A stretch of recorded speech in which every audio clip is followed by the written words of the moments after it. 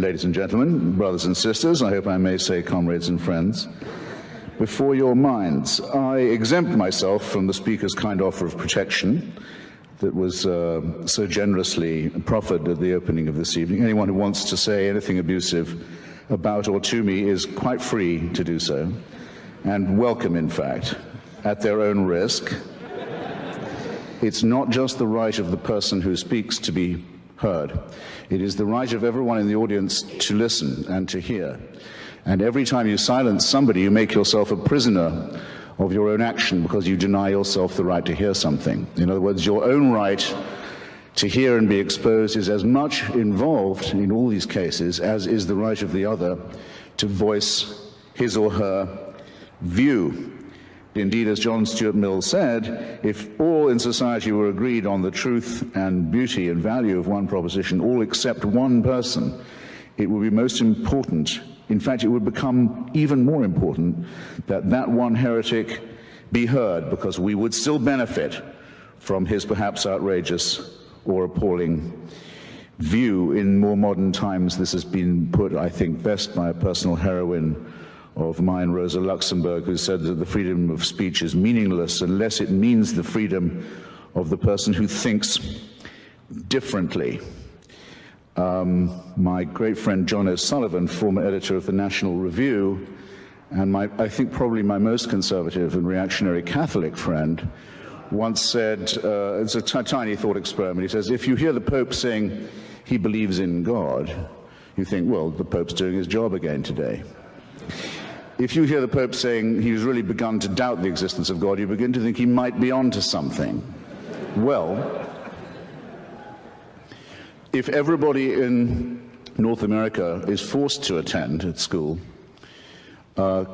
training in sensitivity on Holocaust awareness and is taught to study the final solution, about which nothing was actually done by this country or North America or the United Kingdom while it was going on, but let's say as if in compensation for that, everyone's made to swallow an official and unalterable story of it now, and it's taught as the great moral exemplar, the moral equivalent of the morally lacking elements of the Second World War, the way of stilling our uneasy conscience about that combat.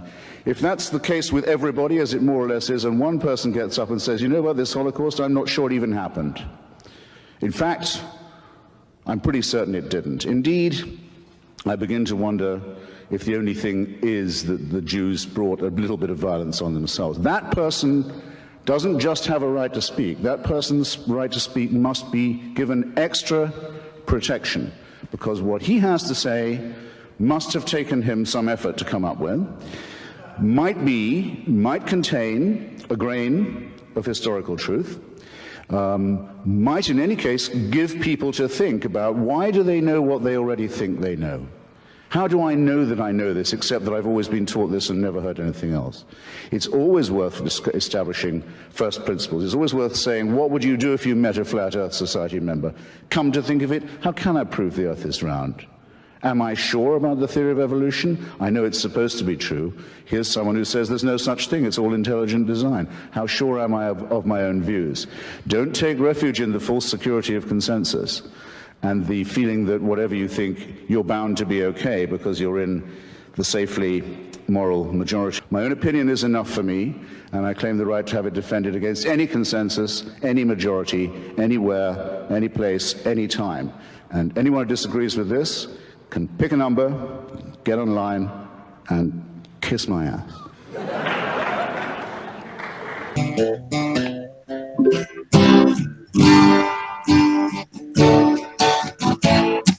And I can't find a seconder usually when I propose this, but I don't care. I don't need a seconder. My own opinion is enough for me, and I claim the right to have it defended against any consensus, any majority, anywhere, any place, any time. And anyone who disagrees with this can pick a number, get online, and kiss my ass. A representation is made that the quality of legal services to be performed is greater than the quality of legal services provided by other lawyers. You found the Backstory Podcast. I'm Harry Steele, backwoods Southern lawyer. I have my partners with me today. My client, Paul Rip. How are things in Fairhope, Mr. Rip? Well, it's raining right now, and didn't get Freaky Friday out because we were working on it a little bit late. It's going to go out today as Stormy Saturday, so don't be sure to watch the RIP report. It'll be out today, and it's involving the straw man, which we'll talk about a little bit more later. And how's the captain doing out there in Houston? How you doing, Ryan? Well, I'm managing to not vomit. That's always That's pretty much where the bar is right now. I understand. All right, so I understand you've been protesting some. I have twice this week. Plan to go again next week. Walking with the Black Lives Matter protesters and putting my words into action. Not just talking the talk, but actually walking the walk. Well, we'll get back to that in a second. I want to talk about a great loss for the Auburn family. Coach Pat Dye passed this week. Just a quality man. I really don't know what to say about him other than, he was a gentleman, and he was certainly a scholar of the game of football, and an honest man above all else, a good honest man. So we'll miss you, Coach. Yeah, I got nothing bad to say about Pat Dye. I'm not an Auburn fan. I'm actually, for most of my life, was raised to be against him as an Alabama fan. But I got to say, Pat Dye was a class act. Always. I've never heard anything bad about the man. Yeah, he had nothing but my respect. So, Paul, yeah, your little video trip to the Fairhope City Council the other night has like 1,500 views so far. 1,500. Yeah. Try 7,850. That's on Facebook. I'm talking about just on our YouTube site.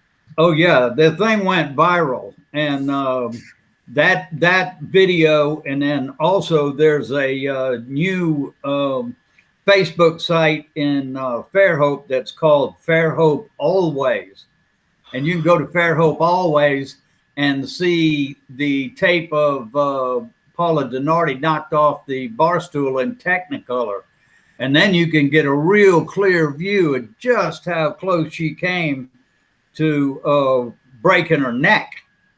So that our video is right under that with the city council. And also like to give a shout out to Fairhope Now. They ran it.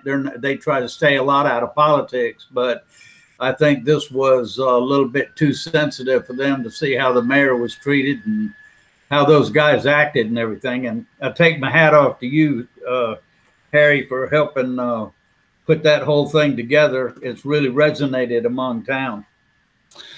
Well, so let's talk COVID numbers just briefly, since nobody's paying attention to it. I don't know why we'd waste our breath. 18,150 cases in Alabama. It's like Baldwin County knocking on the door of 300. Very lucky. Very lucky. Nobody seems to care. So we'll move on from that to I guess what people consider real news. We got a tropical storm watch in effect, and I think it's going to be a hurricane, right, when it hits New Orleans Sunday morning. I think they're saying a 1, maybe. Yeah. And of course, we're on the bad side, so it's started raining now. And Mr. Rip, you know it's going to rain for at least 5 days till that thing decides to blow on through. And the track that they have there is way out, so that thing can wiggle just a little bit and come right over the top of it. So holding our breath till we see where it goes. And you're right, we're going to get the rain side of it for sure. So do you remember old John Ed Thompson that was on the TV forever? He was a weatherman in Mobile. Yeah, on WKRG, absolutely. So he's still alive because he was selling. He was on an ad for hearing aids the other day. And I said, man, at least I know I'll have one companion down there where it's real hot, fire and brimstone and all. Because I remember when I was a little kid, John Anna Thompson got on TV and said Hurricane Frederick was headed for Texas. And that some bitch came right straight up Mobile Bay and destroyed this place. Yeah. Anyway, he's still kicking. Yeah, well, if it hits Sunday night, you can count on the local TV stations preempting 60 Minutes and everything else to say the same damn thing 25 times. All right. Started on that. I don't think it's going to get to a hurricane. I think it's going to stay a tropical storm. Yeah, I'm hoping for it's that. still going to be a big mess. Yeah, whatever it is. So let's talk about the death of George Floyd. We haven't talked about it on the podcast. I've tweeted about it. Raines has talked about it on his Friday night fiasco. Is it safe to say that we all agree we saw a man murdered? I don't know what else you would call it. Okay, Absolutely. so Raines, I'm gonna break it down for you like I did for, and there's Paul's phone. I'm sorry, I can't talk. Sorry about that, man. Sorry. So let me collect my thought. No, I'm on the podcast, so I didn't tell you that. Sorry, I didn't even know that phone was in here. Paul's Beetlebug phone went off. Yep. Yeah, it's Beetlebug phone. So, well, anyway, we all agree that it was murder, correct? Yeah, absolutely. And let me explain it to all the Karens out there so they will get mad too. If that was a white tourist from Alabama and we were watching a movie of a Chinese cop put his knee on her neck until she died, we would burn that country to the ground. Don't you agree? I mean, there would be so much public outrage. I mean, they'd start fueling jets and people start signing up for the army and shit, right? Yeah. That's the kind of outrage that everyone needs to have when they see a video like that. They don't need, well, that's not me or anybody that looks like me. Hell no. That's an American. And they were killed with people standing there screaming at them to stop. I feel and it's outrageous. I do have a little bit of sympathy for the two rookie cops. They both voiced some opposition to what he was doing, and now I understand it more. They were really rookies. One of them had only been there like 3 weeks or something, and the other one was like almost like the same thing. And so, and I couldn't understand why he was on them with the other two, but now I see what was happening is he was their instructor. He was telling them what to do. I mean, he was so they can only, they can oppose him, but I mean, you reach a point to where he's the one in charge, and his bad actions are what got them involved is very unfortunate, but I do sympathize that, they tried to do something. You know what I mean? What extent could you expect them to have their day in court to explain all that, Paul? That's exactly right. Where they'll need to explain it. Not on the 5 o'clock news. They'll get their day in court, and rightly so. So, and the one that got me the most, the thing that got me the most was that Floyd was handcuffed. I mean, my God, they did that to him, and the man was handcuffed. So Paul, and this you said that about is in Pensacola, Florida. And they didn't go stake out a park and cause a bunch of destruction or anything else. They took a graffiti overpass and they made it a focal point in the community. And they included a quote by Thomas Jefferson, which I thought was perfect. This is how you protest. Yeah. Right. Well, and I'd like to give a shout out to. Go ahead. I was just going to say I'd like to give I don't know the group, but it was like Friday and it was raining, and at Fairhope in 98, there had to be at least 15 or 20 people holding up signs, Black Lives Matter, and it was raining and windy, and they were all out there, and that really made me feel proud that to see that. And it was predominantly white people that were involved in the protest, which I've noticed in all of these protests that we're looking at.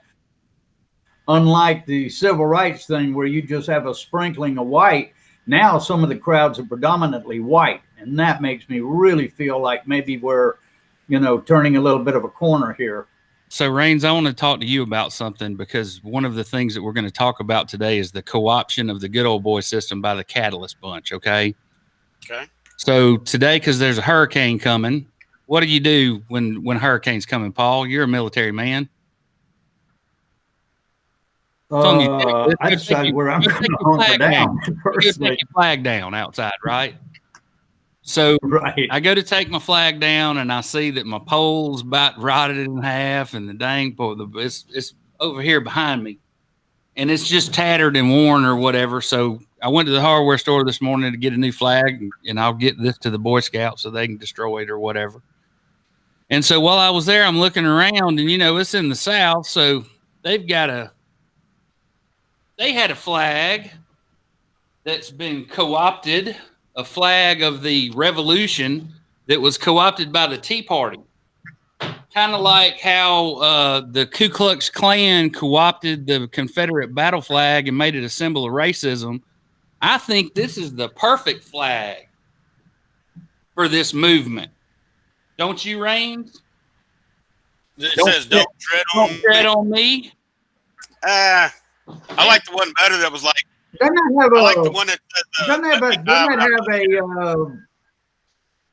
that have a link to Arizona somehow, Raines?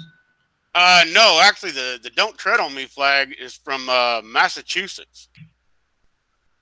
Oh yeah, okay.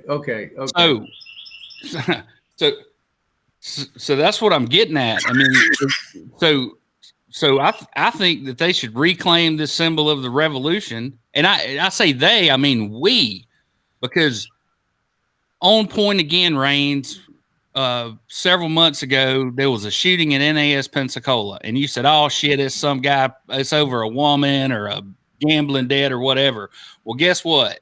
It was Al-Qaeda, and it happened, and they infiltrated one of the cradle of naval aviation. They're there as a student. Okay.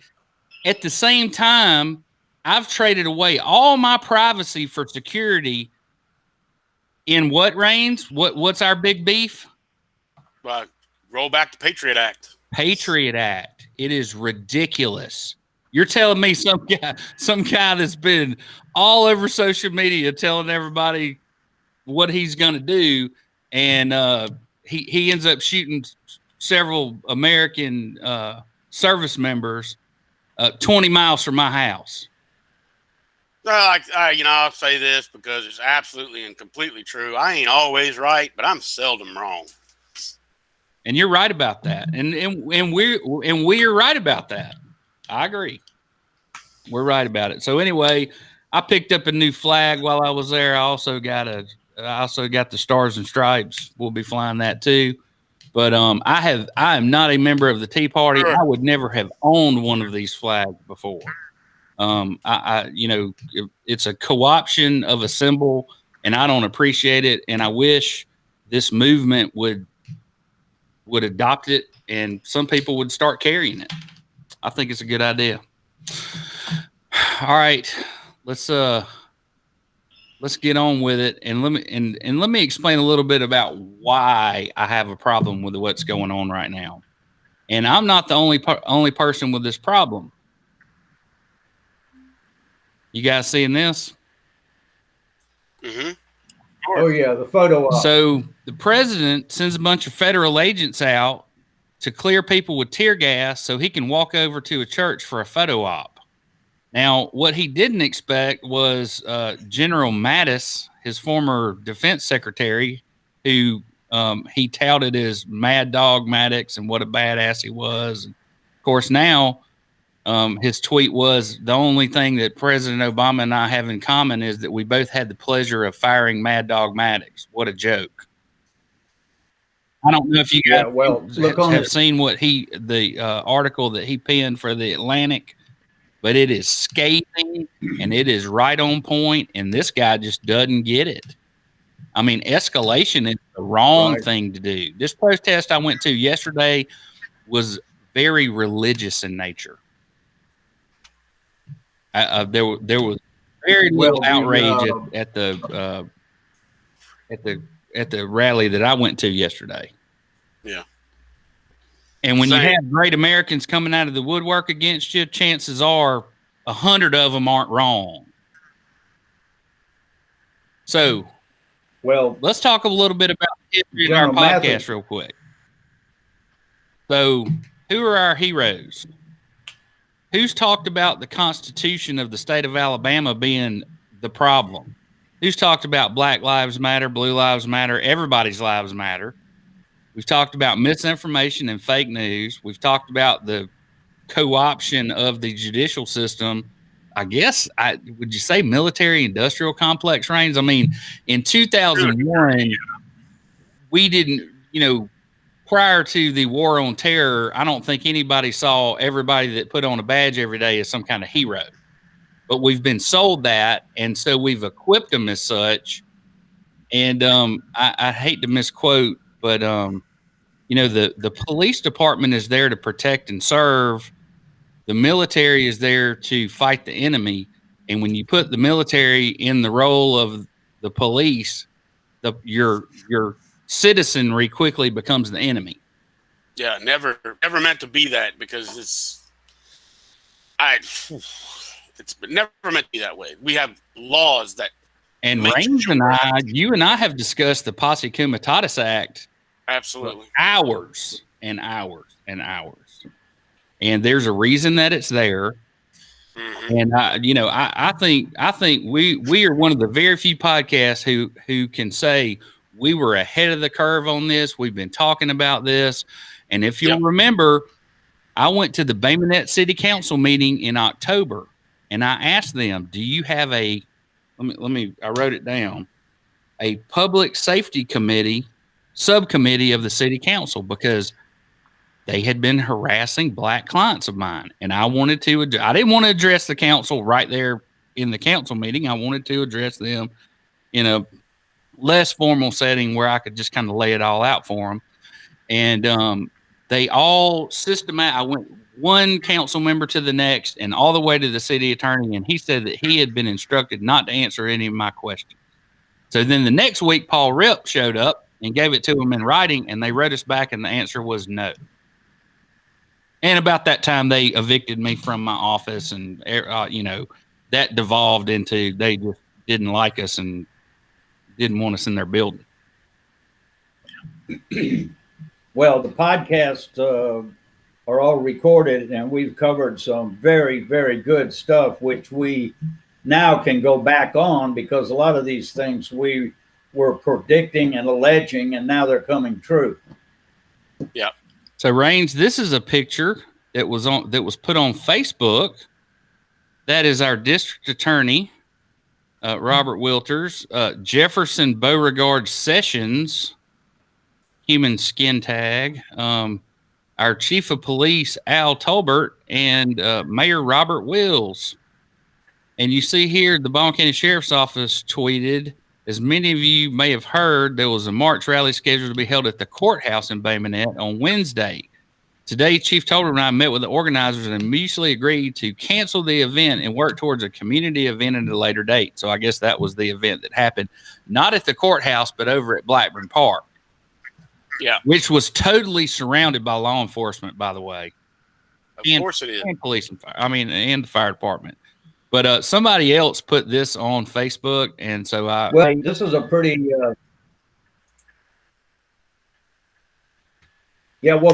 Be sure to keep that photograph, because that photograph is very telling, and we know that out of the four people there, we got a little catalyst action. Three of them represent Catalyst, and Mr. Sessions showing up in support of them is probably going to cost Mr. Sessions some votes, because people around here just do not want to be associated with Catalyst. They're trying to weed these people out. So it's going to be interesting to see. And, you know, what did this have to do with the demonstration or Black Lives Matter? This is a photo op that has nothing to do with that. At a point in time when the last thing we want to show people is that we're supporting the old guard. You know, this guy was U.S. attorney, like I said, for a dozen years down here, and then he was in the Senate for 23. You telling me he doesn't know all this stuff that we've been talking about going on down here, Paul Rip? I know he knows because I'm sending him letters in reference to it. We're on a podcast. We're writing on 2 blog sites. We're being picked up. Lanyap is writing about it. And yet you don't hear one single word from them. So this is a picture of the rally that I went to yesterday.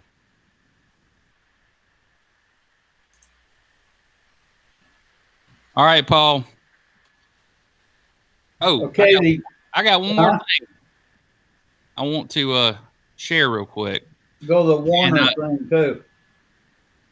Yeah. So does everybody? So I have a reform measure that will help everyone. Okay.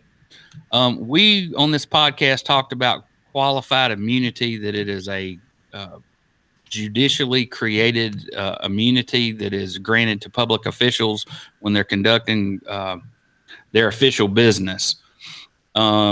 So there are some places in the country that have this qualified and constitutional immunity, and they have reformed in spite of themselves.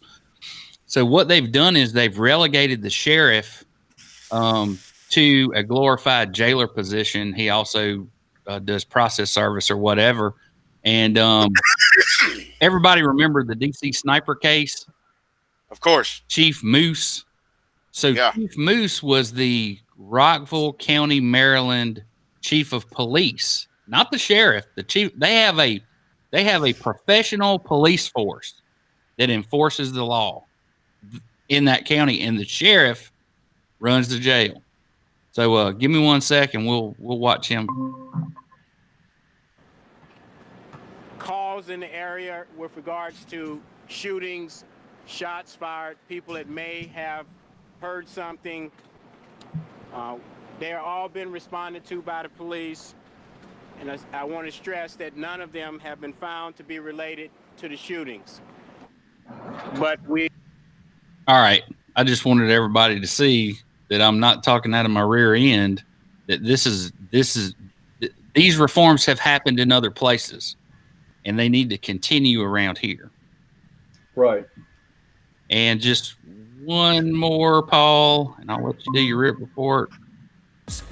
And we do begin with breaking news in downtown Mobile this morning. The Confederate monument honoring Admiral Semmes has been taken down overnight. Mobile city officials confirming that the city took the statue down. This comes days after a man was arrested for vandalizing the statue. News 5's Nicolette Schleitzman is live there in downtown Mobile with details. Good morning, Nicolette. Good morning, Jessica. Yeah, the city has confirmed that they removed this statue overnight. The plaque's also gone. I'm going to step out of the way so you can see just the pedestal is left of this monument for Confederate Admiral Semmes. The statue has stood. All right. So does everybody know who Raphael Semmes was? Oh, yeah. Okay. So Admiral Semmes was the captain of 2 separate ships. The most famous was the CSS Alabama. Right. And he boarded and scuttled 400 ships and never killed anybody. Mm-hmm. And anyway, they still Navy War College, you learn about Raphael Semmes. One of the most famous battles of the Civil War actually happened at a port in France where he had gone with the Alabama to have it repaired. The Union ship shows up, and of course the French don't want a big shootout in their port, so they're going, you can't come into our port. So Semmes sends a message to the commander of the U.S. ship and says, hey man, my ship will be ready on Friday. I'll come out and kick your ass in. So everybody in France comes to the port to watch this big Navy battle. Anyway, really interesting guy, and he is a historical figure regardless of who he fought for, people. he's a guy from here. He's somebody people, they're still learning about it. His tactics at Naval War College. It's not a symbol to racism of racism to me, nor is it a symbol of the Confederacy. All right. Well, so there. I'll cut it off right here and tell you this: if he was that important, understand. If he's that historic, understand. I'm sure that the city fathers or the county fathers, if he was that important, they'll put together enough money to erect a new statue. Or he'll just pass into the pages of history without a monument. Well, and because of who he fought for, we shouldn't care about what he did. I bet they still learn about him at the Naval War College. Oh, absolutely. It's one thing to learn about somebody. We learn about some of the Confederate generals who were absolutely tactical and strategic masterminds, but we're not going to celebrate the losing side. One of my favorite books is Panzer General, about General Heinz Guderian, who was a German armor officer during the Second World War and basically invented modern armored warfare. But ain't no statues to Heinz Guderian anywhere. He was in Tom Clancy's book on tank warfare also that I read. Yeah, I mean, he wasn't even a high-ranking member of the Nazi Party, but there's no statues to him. There's no pictures of him. There's no busts of him anywhere. Because he was on the wrong side of that thing. So that's why. And I can understand that, but I'm just saying it's not like he was General Sherman or somebody that, you know what I mean. Well, I mean, earned his way through the other side, killing men, women, and children. Generals are generals, man. Right. All right, Paul, report me, man. Come on. Well, what about the, you got that Warner spot? All right. Give me 1 second. All right. A minute. You want to do something this afternoon a little bit different. Chris Warner will be at Page and Pallet. He'll be signing the Tailgater's Guide, and that's being updated as well. So there's a new edition coming out very soon. But he'll be there tonight at 5 till about 5 on, I believe. And you can go to the Rip Report and get some more details.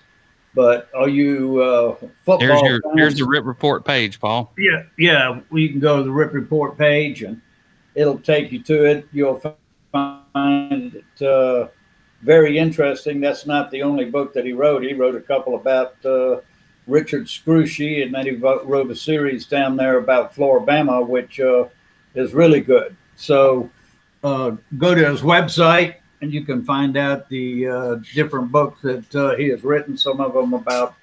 So Paul, I got Warner's books over here with the history of Baldwin County and the Boy Scout Handbook. They're in the same pile. Saved at the Alabama-Florida line, and they met at the Alabama-Florida line. Yeah, those are great short reads. You start reading them, you can't set them down, and there seems to be a lot of similarities to the area, if you know what I mean.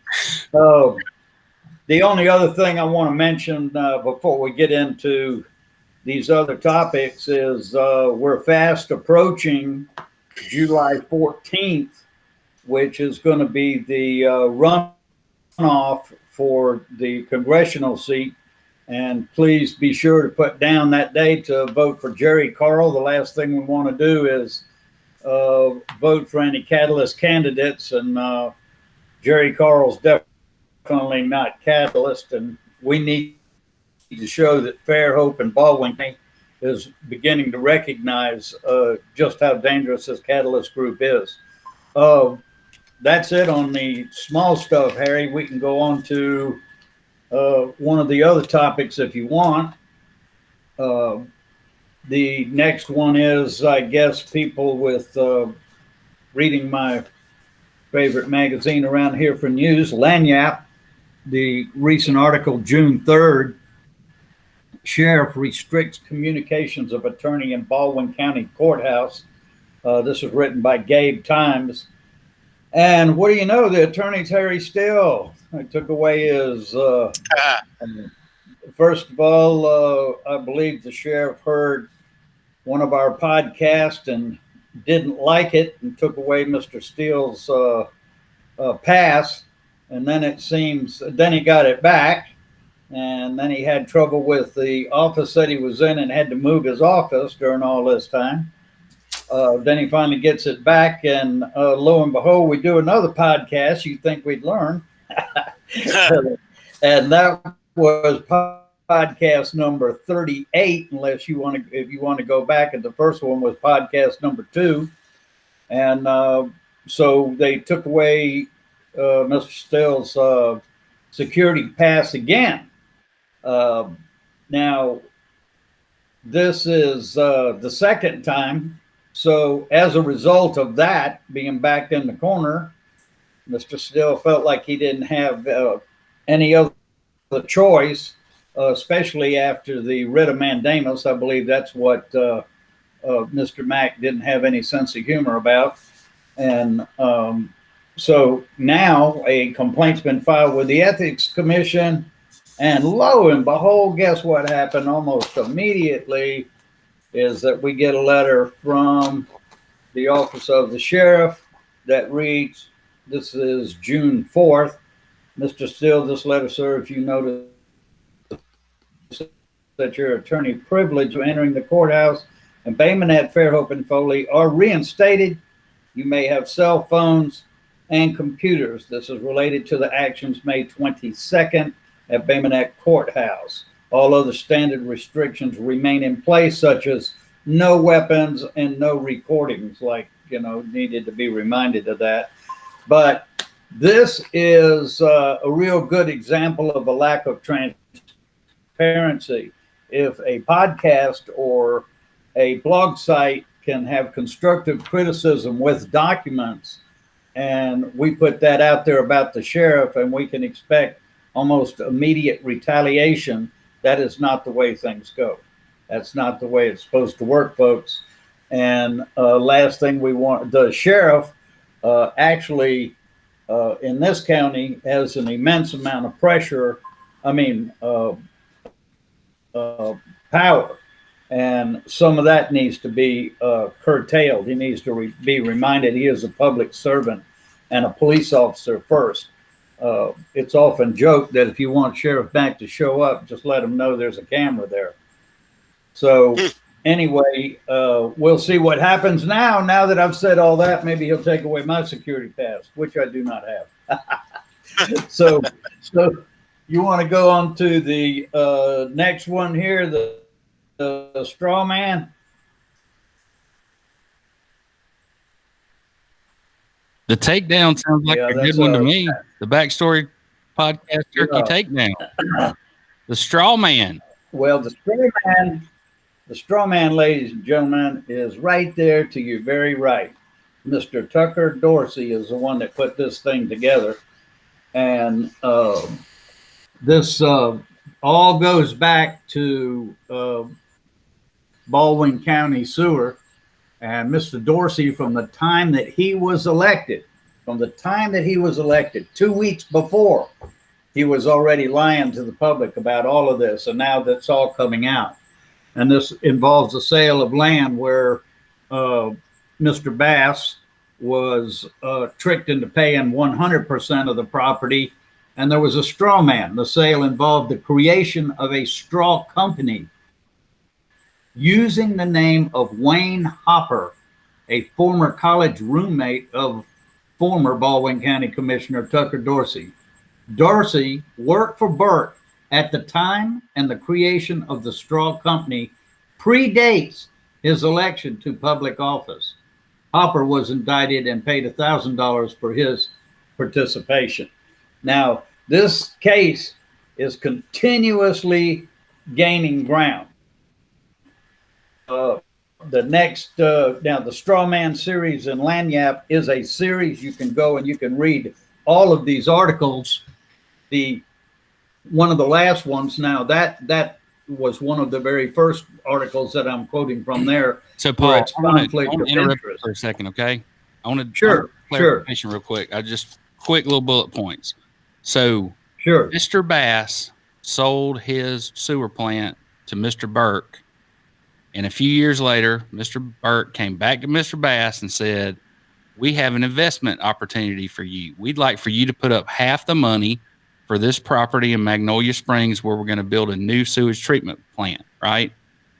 Your half is $2.4 million. He transfers the money to the title company. The people that own the property show up and they close. They have a closing at 11 o'clock that morning.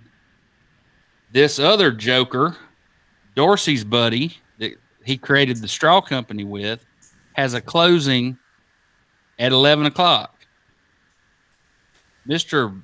Bass, Burke, and Delaney then show up for a second closing with a fake HUD that says they're closing for $4.8 million. How can that not be fraud? How do you get around? Okay, so that's just the beginning.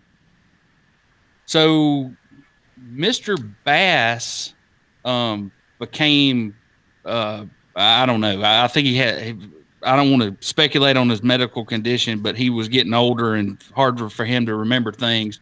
And so as I understand it, his wife took the books to an accountant, and the accountant said, well, hey, somebody here owes you $2.4 million. Let's get to looking into that.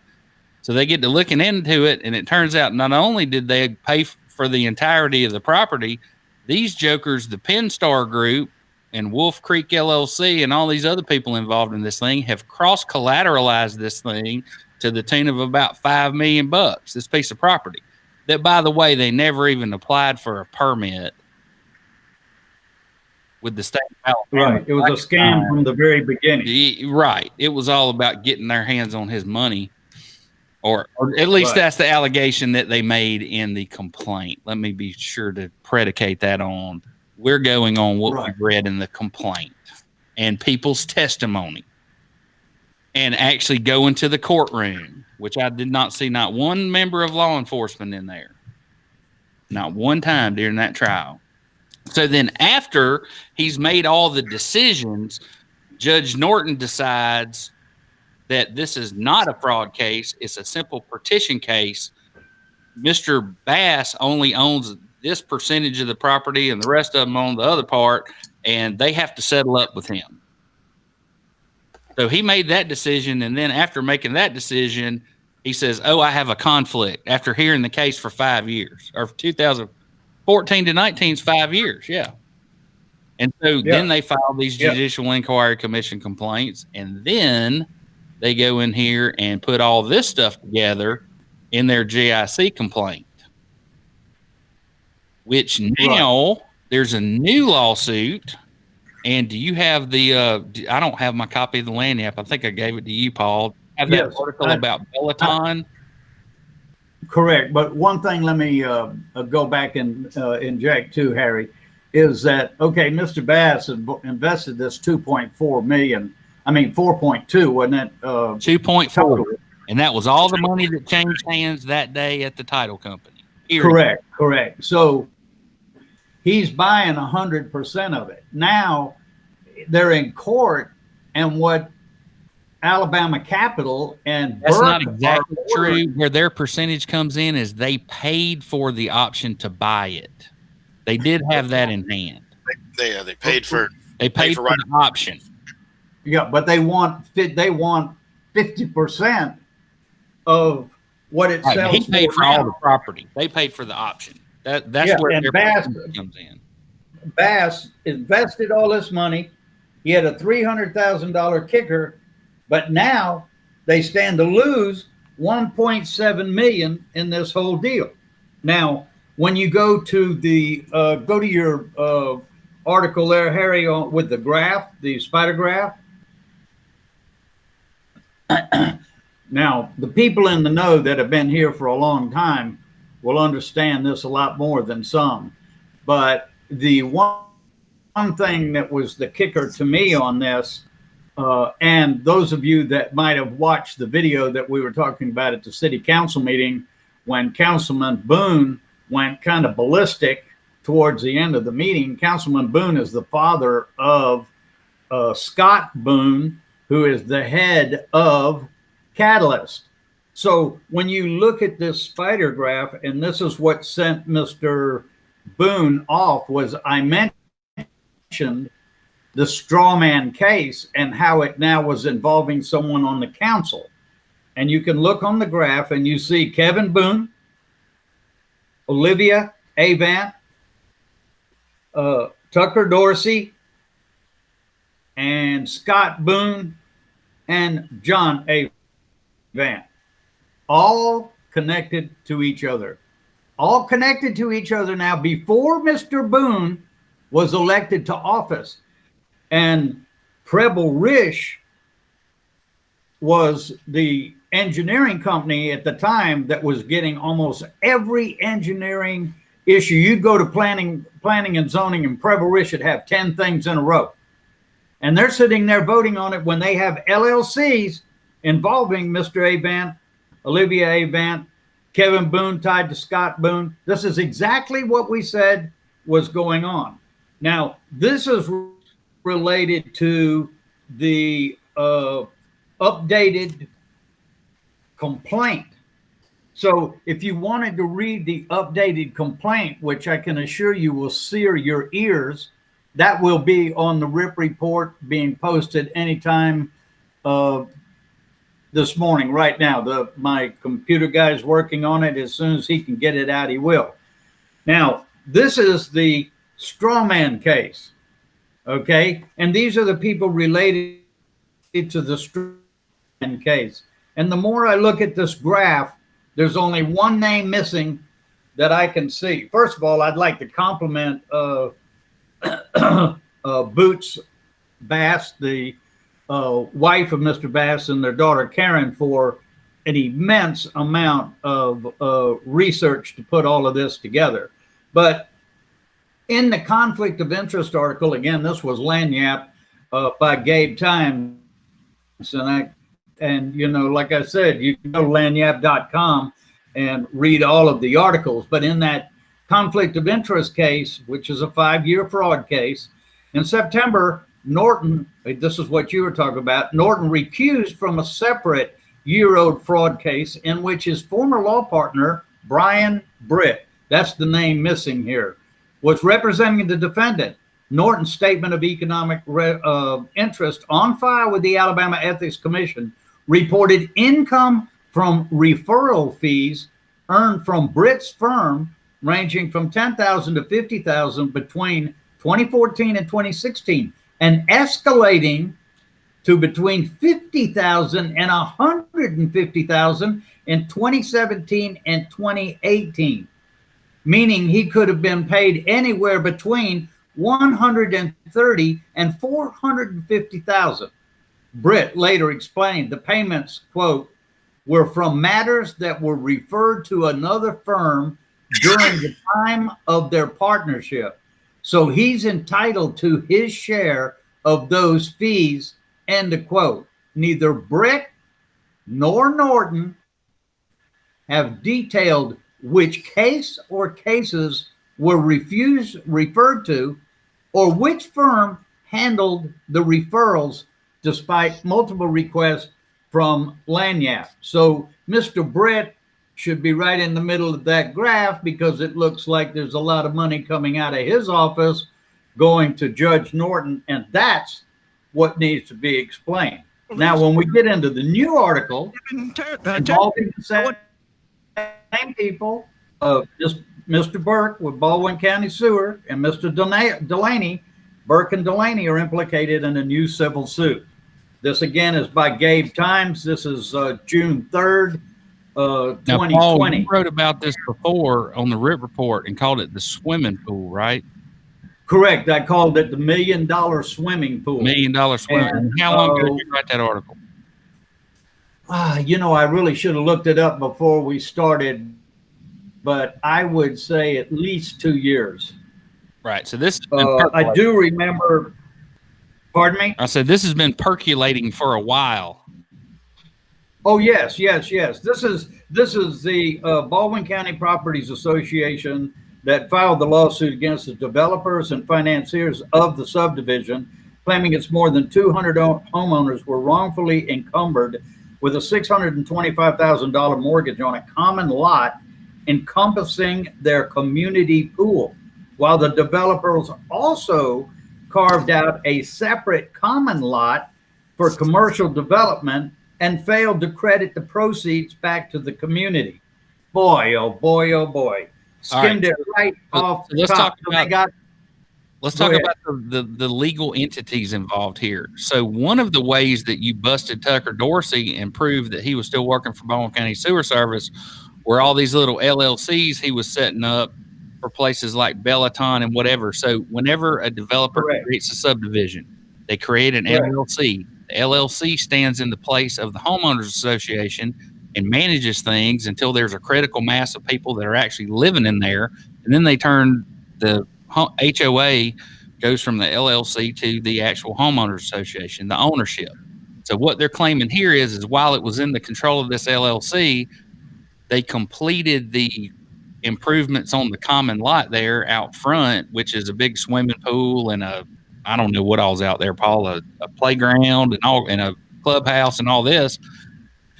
They then took this out parcel and transferred it back to the developer instead of it being an asset of the homeowners association. And when they turned it over to them, it turns out they turned over $665,000 worth of debt to them on the improvements that were made on the common area.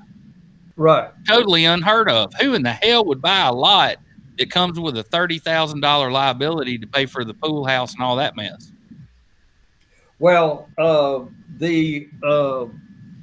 now both companies are named as defendants in the case along with the respective managers, Clarence Burke and Delaney, but another development company is AC3 Inc., which is owned by Baldwin County developer Albert Trey Cordy. And if you go back to the spider graph over in Strawman, bingo, you start seeing these same names pop up. Like we said, the Rip Report wrote about this many years ago. Now, this particular case, the complaint lists 12 different causes of action, including declaratory judgment, willful and reckless misrepresentation, fraudulent concealment or suppression of facts, breach of fiduciary duty, unjust enrichment, and conspiracy. The case has been assigned to Baldwin County Circuit Court Judge Jody Bishop, who has already denied several motions to dismiss the case by Alabama Capital, D.R. Horton, and as of June 2nd, only D.R. Horton has answered the complaint. Now, this all started, like I said, a couple of years ago. Mr. Rick Norman, a former U.S. Coast Guard investigator, he's the same gentleman that I spoke to there a couple of years ago, and I admire their perseverance. It's very hard to get associations, condo associations, or homeowners associations on the same page. So there's quite a bit of due diligence in the background to follow up with this, and I'm glad to see that it's come about in the next, it took them this long to get to court, but this is going to be colliding with the straw man case and just showing all of these same characters in the same place. Now, I want to read you something, and Raines, I want you to listen to this because this is beautiful, man. This also explains Catalyst to a nutshell. Okay, this is in the same article. Burke Delaney implicated in a new civil case. The complaint alleges the defendants, named and unnamed, quote, form an integral part of an intricate web of multiple concentric layers of companies that are intermingled around and intended, among other things, to conceal the interrelationships among and between, and to insulate from liability the defendants, Delaney and Burke, as the principal actors who have ultimately owned, controlled, managed, or directed the operations and financial transactions of these defendants and non-defendants. That is Exactly. You could take Mr. Delaney's name out and Mr. Burke's name. That is what Catalyst is. That is the most perfect explanation I've seen. Now, according to the affidavit filed in the Alabama Supreme Court in 2017 as part of the separate fraud case widely reported in Lagniappe, both Delaney and Burke own 43.5% interest in Baldwin County Sewer. Here we're going back to the other thing. Straw man. At the time, Bellaton was developed. Baldwin County Sewer billed itself as Alabama's largest private utility in a federal court filing seeking a claim in the 2010 BP spill. You knew they'd be in that chow line. You know, you can just imagine what that claim BP probably paid. And its service rates and fees. This is Baldwin County Sewer, people. Everybody should be listening to. You should be calling your county commission and say this has to change immediately. To date, it is unregulated. Baldwin County Sewer is unregulated by state or local governments. Baldwin County Sewer is not a party to the Bellaton lawsuit, but it does provide sewer service to the subdivision, and most of the others recently developed along 181 corridor, including the Jubilee Farms. So, you know, here we go with another lawsuit that's related to the other one. Both of them have Judge Norton in there knee deep, and money going back and forth. And I'm going to tell you, I hope everybody is listening, because you're going to want to miss the rest of the podcast in June. We know of some other things that are coming up related to this that we can't speak to today. But this is in your face corruption, just as the McSharry case is. You're being challenged in the McSharry case to believe that all these judges and lawyers made all this mistake and there was no assault, and you're watching the assault in Technicolor. So, you know, hopefully someone else, it'll have to be outside Baldwin County, is looking at all of this. Lagniappe needs to be really, really, really commended on their coverage on these issues. And again, I'm forecasting they're coming out with a couple more that are going to singe your hair as well. Another reason why, do not forget, June 4th, Jerry Carl, we do not want to vote for anyone that Catalyst candidate to go to Congress in Washington. That would be a very sad state of affairs for Baldwin County. And now my blood pressure's up, Harry. I'm willing to hand it over to you. I don't know how I follow that. That's a pretty good one. The only thing that I would say, the thing that really boggles my mind on the straw man case, just a post-mortem on it. And if there are any other attorneys out there, please put it in the comments. But the duty of loyalty that is owed one member to another of an LLC, I just couldn't figure how they ever overcame that legally, to say that they did nothing wrong by encumbering, and that, you know, not only the fraudulent part of the transaction, but encumbering the property with millions of dollars worth of debt without Mr. Bass being aware of it. Right. That was another, just a sliver of the case that always bugged me. Right. And we're fixing to see part 3 coming up. I can't wait to. I've been following this case for a couple of years, and you're going to get firsthand knowledge of it on the next podcast for sure, and probably on a RIP report even before then. And like I said, let me remind everybody, the RIP report didn't go out on Friday just simply because of working overtime on some things, but be sure to catch Stormy Saturday. It'll be out today, and you can follow the straw man thing, which is very intriguing. So Raines, I need a little Yes, more sir. input, man. I need to know what's going on with you, and what's the vibe in in Houston? I know there's been a lot of protests. That's where the victim was from originally. What's going on out there? I'm not going to say that the overwhelming vibe in Houston is positive, because that's not the right word for this. The overwhelming vibe in Houston is peaceful. We've had protests every day. We've had marches on the city hall. We've had marches in different communities. I participated in one yesterday. All of our marches and protests have been completely peaceful. There have been no riots in Houston, and we're the 4th largest city in the country.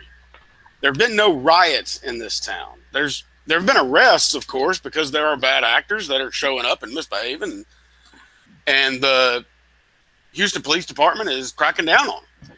But we're not rioting here. There's nothing to be afraid of marching in Houston. We are standing up for change. We are pushing for a revolutionary overhaul of the systemic racism that exists in the police departments of this country, in the law enforcement departments of this country.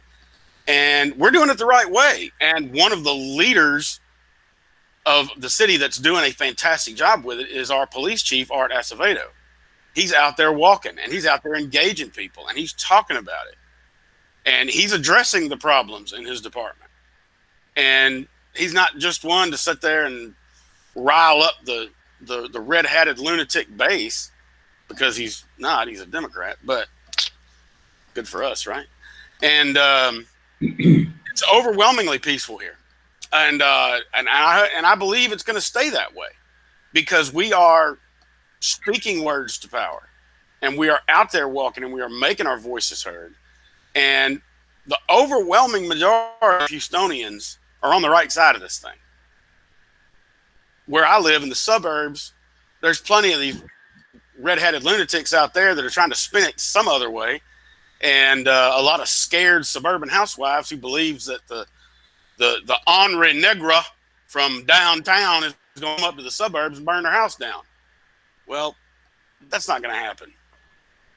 And no, I've been impressed with the police chiefs and policemen that have participated throughout the United States. Well, let's say the United States, the world actually.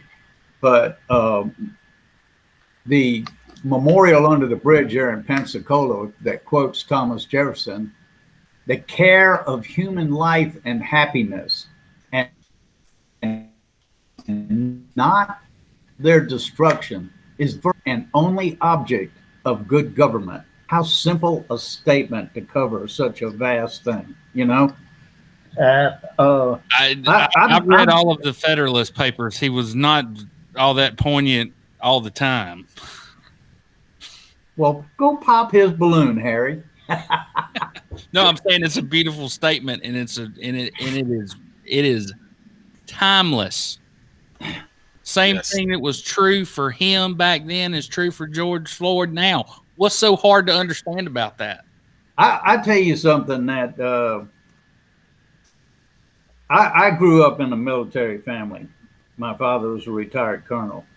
First 20 years of my life, I was essentially in the military. I traveled all over the world, and different military bases and everything. So I had a very different perspective on things by the time I moved to the South, and I was probably 13. I found the whole racial thing extremely confusing, because I had lived on military bases everywhere. You said yes, sir, and no, sir, yes, ma'am, to every living soul there was. And you did in my house too, or you went looking for your damn teeth. Correct. And then, of course, I was in Tuscaloosa at the time, and when the Selma thing was going on, I knew some of the people that were involved there. And then in Vietnam, I saw the effect that it had on African Americans, that Martin Luther King was assassinated, and I was over there at the time, and we all lived together underground in bunkers.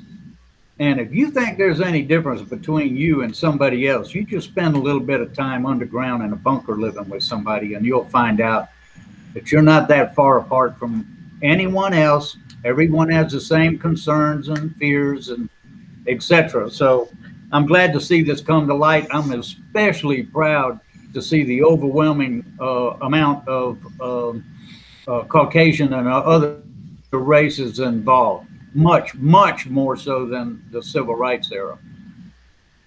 Well, so science disproves anything anybody ever said about somebody being superior to somebody else because of the color of their skin, number one.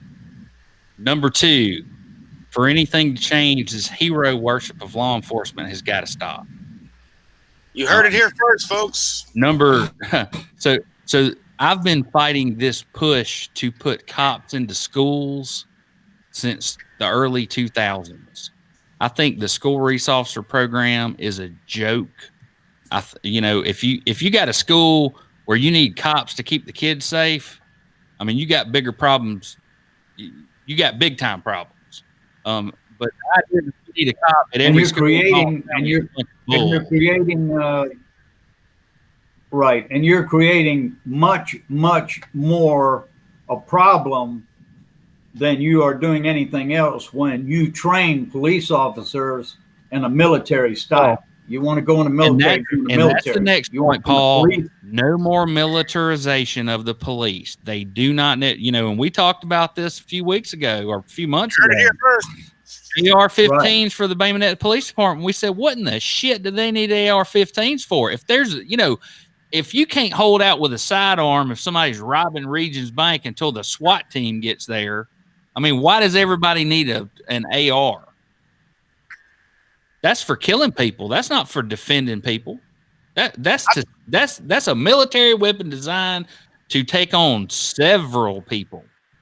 I took a tour of the Ocean Springs, Mississippi Police Department, the main police station. It was the only police station when I was in about 5th grade.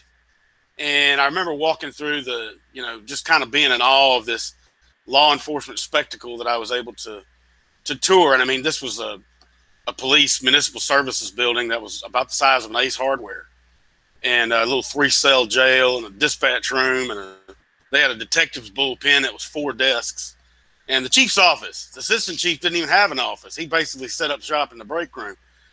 And I remember vividly there was a locker just outside of the glass in the dispatch room. And somebody said, "Well, what's in the locker?" And they opened it up for us. The police chief opened it up for us, and it was 12 gauge shotguns lined up. And kids, we're kids. We're like, "Oh, wow, look at that." And he said, "What's that for?" "That's for when things get really out of hand." And that was it. That was all my city police department had. And that was in 1984. 84. And that was what my little police department said. Now, this is really for when the shit hits the fan. And they had a couple 12 gauge shotguns in there. That town has grown, and we have a new police building and everything else. And I still to this day believe that there are few problems in Ocean Springs, Mississippi that can't be solved with a locker full of shotguns. There don't need to be tactical weapons. There doesn't need to be tactical gear. The police are not the military. Even the greatest tyrants of our time know that the police are not the military. I'm not going to invoke a lot of historical blowback or anything, but if you look at people, the great authoritarians of our time, you'll notice that they kept the police separate from the military. There's a reason for that. We're the first world country that seeks to have our police and the military on the same standing, and that is a fundamental failure of this society. And that's one of the things we're marching against. Right. So, guys, I got something I need to talk about real quick. This week, Moody Police Sgt. Stephen Williams gave his life in the line of duty to his community in Moody, Alabama. I knew Sergeant Williams. We worked together for the City of Alabaster, and I want to extend my condolences to his family.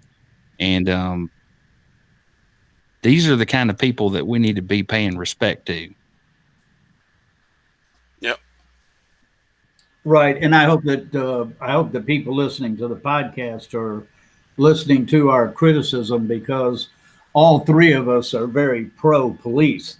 So don't get this thing going sideways that we're trying to be anti-police. We're not.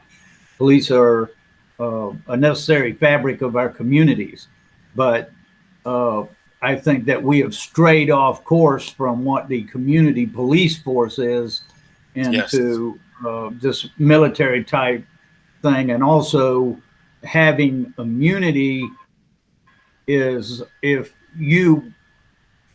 there's a bunch of children and you have no discipline with those children, you never discipline those children, then they're going to take advantage of you. If you're a police officer and you're told, hey, don't worry about it, man, you got immunity, anything can happen, but in the long run, ain't nothing going to happen to you. That's not healthy. That is not healthy. You should be responsible on your job. You take somebody's life in the way this man lost his life, you need to be accountable for that. You just can't do that. And also podcasts and camera phones are changing a lot of things. Harry, you're not about to read the Auburn Creed, are you? I'm not going to read the Auburn Creed, but I thought I would. I think it's a good. I think everyone should read it, and it shouldn't just be the Auburn Creed. It should be. It's a damn good way to live your life. So, in defense of my military style headgear, this is a non-military camouflage pattern that just happens to match my hunting shotgun. All right. We won't see you or the gun in the woods. Well, the ducks won't. The ducks won't. You won't see him in the woods, period, Paul. He's a blind hunter. If I can. And so all my work, all that clay I dug, this is what I got to show for it. It's the only one that didn't explode. What's all that shit hanging off the bottom of it? So you put it in you put a cheesecloth on the bottom. Oh, so you can pick it up, and so you try to, if point of contact, it's too much pressure and it'll. That's the nicest damn ashtray I've seen, man. That looks good. Oh, your ashtray's coming. Yeah, I made you a fine one, but it's not ready. It's not ready for presentation. So it's as practical as anything anybody else did with their time during all this pandemic BS, and finally. My God, people, there is a pandemic on. Put your mask on. Wash your hands. I mean, people around here just acting like it's over with and that it was bullshit to begin with, except for the 100,000 people that have died. We have been amazingly lucky, and that's due to the fact that of density, and we're just lucky, very, very lucky. I hope it continues that way, but I don't think by any matter of the means that we are anywhere remotely out of the woods on this thing. All right, Harry, what else? I'm done, boys. That's a wrap. Okay, well, one thing I want to say before we go off the air is any of you that have been following us, we can absolutely guarantee you the rest of the month is going to get pretty exciting. So we'll be back and see you later. Check out the RIP Report, Baldwin County Legal Eagle, and of course, Backstory Podcast. And if you got any tips to the Ripster, just give me a buzz. So, Rains, we've already talked about this. The greatest movie I've seen in the last 5 years, The Gentleman, the Guy Ritchie film. That thing, I mean, if you haven't seen it, you're sitting around the house this weekend with nothing to do, rent that one. It's a winner. All right, boys. I certainly appreciate your time, and we will see everybody on the flip side. Good deal. I had time to deal with these people and meet these people and talk to these people, yet we've treated them poorly, which I think I find offensive and I take personally. I'm not going to be your policeman. There's a reason why you separate military and the police. One fights the enemy of the state. The other serves and protects the people. When the military becomes both, then the enemies of the state tend to become the people.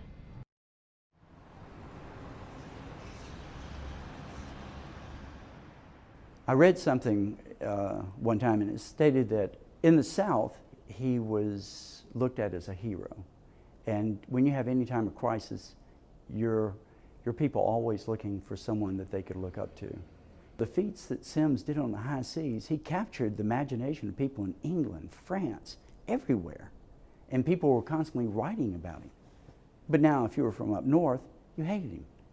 And just like anybody, you're going to label him, if you hate him, the lowest names that you can think of, which they did.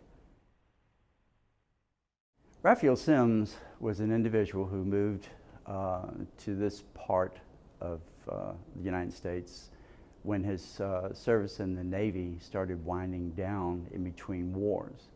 After the war with Mexico, he came to this area, and he was still in the Navy, but he taught himself to be a lawyer. And in the year 1861, when the hostilities appeared to be evident between the North and South, Raphael Semmes resigned his commission with the United States Navy, and he traveled to Montgomery, Alabama, and offered his services to Jefferson Davis to be part of the Confederate Navy, which did not exist. Jefferson Davis gave him a couple of odd chores. One was to actually travel to New York by train. And once he was up in New York by train, he was given orders to buy munitions and armaments for the South, which he did do. And he traveled back to this part of the country with the arms and armament. When he got back to Montgomery, he started lobbying Jefferson Davis and his cabinet to take an approach to deal with the United States that if they do produce a blockade, he had an idea of a way to break that blockade. And he said that if they use commerce raiders, the commerce raiders would disrupt the United States merchant marine activity. It would cause insurance rates to increase, especially from Lloyd's of London. If the insurance rates start going up, then he was thinking that the merchants in the Northeast would start pressuring the United States government to end any type of hostilities that may develop between the United States and the South. Well, the other part of his plan too was to weaken the blockade so supplies could get into the southern ports. His thoughts were that if he had a commerce raider, or if there were a fleet of commerce raiders, a poor man's fleet if you will, then the United States would be forced to withdraw or pull back ships that they had blockading ports. After he convinced Jefferson Davis and his staff to allow him to develop this commerce raiding idea, he traveled to New Orleans looking for any type of ship that could be easily converted. And he found an old mailer that used to go back and forth from the southern states to Cuba, and he converted that ship. Well, at this particular time period, New Orleans was blockaded. So Semmes waited and bided his time, and when the right moment occurred, heavy fog and so forth, he slipped out right past the blockade and started doing his raiding. And within a couple of weeks, he had already stopped and destroyed 16 ships that were licensed to the United States government. He went on with that ship for a few more months until it started, like any boat, getting a little afoul from weather and everything else.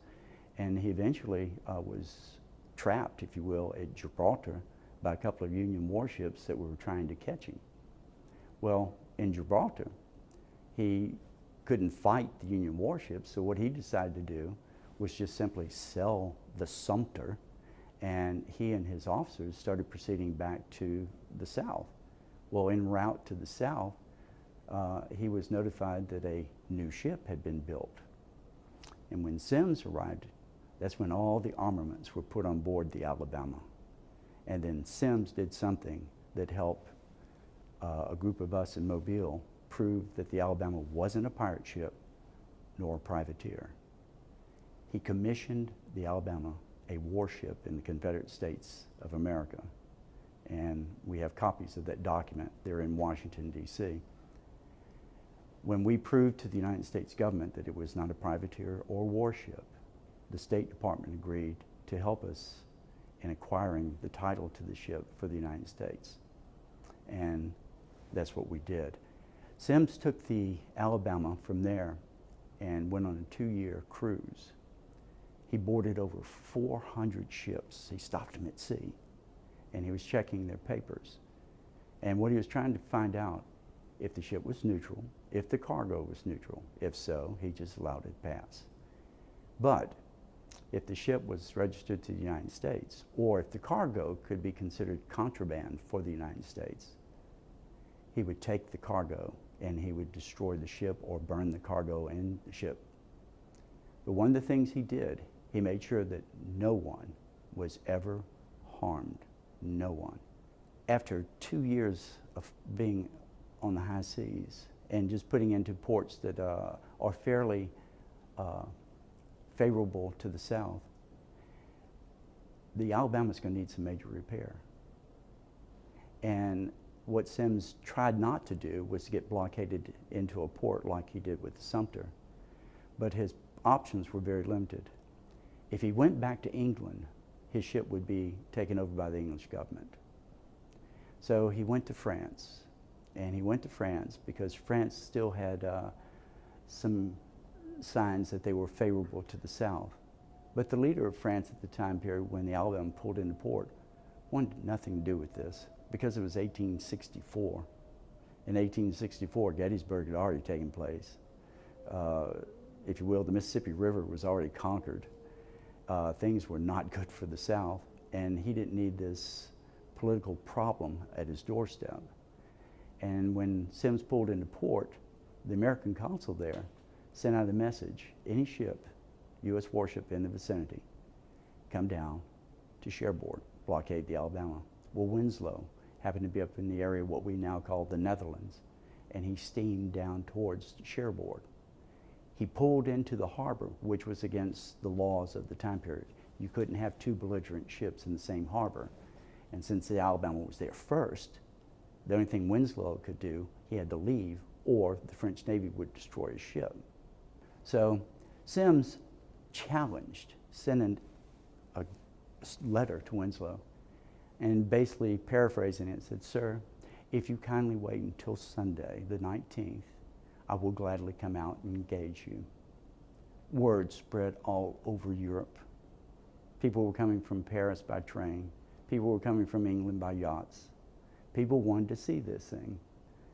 Semmes pulls out of the dock area, and after about an hour's time, the Alabama is sinking. Alabama was no match for the Kearsarge's guns.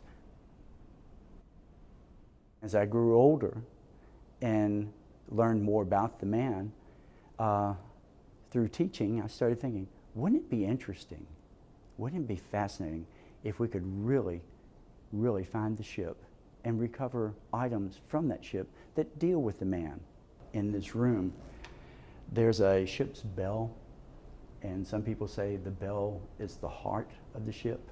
We have the heart, but the heartbeat of the ship was Raphael Semmes. Now behind me is a cannon that came off the Alabama. When we recovered this cannon, it's stayed in this solution for some time. Well, one of the real good friends of mine at the lab contacted me, and he said, we have a problem. He said, as we were removing some of this incrustation around the barrel, we discovered the remains of a crewman. We have to stop. So I traveled to Washington.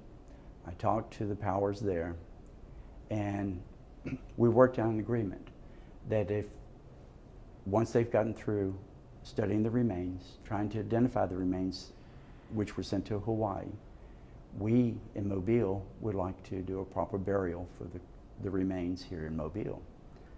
So about 5 years ago, we had an 1860s funeral for this crewman. When the war was over and Semmes came back to Mobile with his family, Semmes was elected as a judge here, but the United States government refused to allow him to take the position. He practiced the little law, but the United States tried to stop him from doing that as well. So he started teaching and lecturing. He taught a little bit at LSU, and then he came back and started teaching in this area and also speaking. And when he died, the people here mourned heavily for him. He's respected in this area. People who know history respect him a great deal.